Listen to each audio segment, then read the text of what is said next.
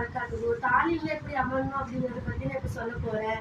தாலிமுடைய நோக்கம் அல்லாஹ் தஆலா எதையெல்லாம் செய்ய வேண்டும் என்று கட்டளையிட்டானோ அதையெல்லாம் செய்வேன் என்றும், மேலும் எதையெல்லாம் செய்யக்கூடாது என்று தடுத்துள்ளானோ அதையெல்லாம் செய்ய மாட்டேன் என்றும் மனதில் நியத்து வைத்துக் கொள்ள வேண்டும். வாக்குறுதி எச்சரிக்கை மூலம் இல்முக்கும் அமலுக்கும் இடையே இணைப்பை உண்டாக்க வேண்டும். கவனத்துடன் கேட்க வேண்டும், மென்மையுடன் கேட்க வேண்டும், அமானத் என்று பிறருக்கு எத்தி வைக்கும் எண்ணத்துடன் கேட்க வேண்டும்.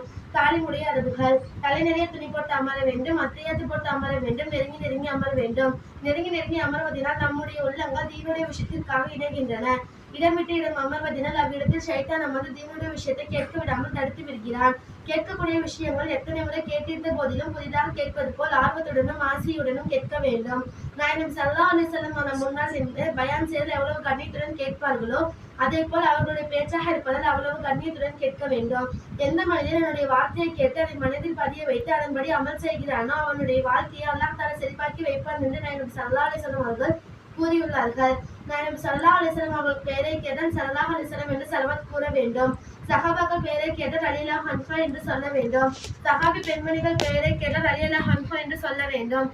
பெரியார்கள் பெயரை கேட்டால் ரஹ்மத்துல்லாஹி அலைஹி என்று சொல்ல வேண்டும். தாலிமுடைய சிறப்புகள் தாலிமுடைய மஜ்லிஸில் 1000 நஃபில் தொழுவதை விடவும், 1000 தடவை குர்ஆன் ஓதுவதை விடவும், 1000 தடவை வியாதஸ்தர்களை சந்திப்பதை விடவும், 1000 தடவை ஜனாசா ஊர்வலங்கள் செல்வதை விடவும் சிறந்தது.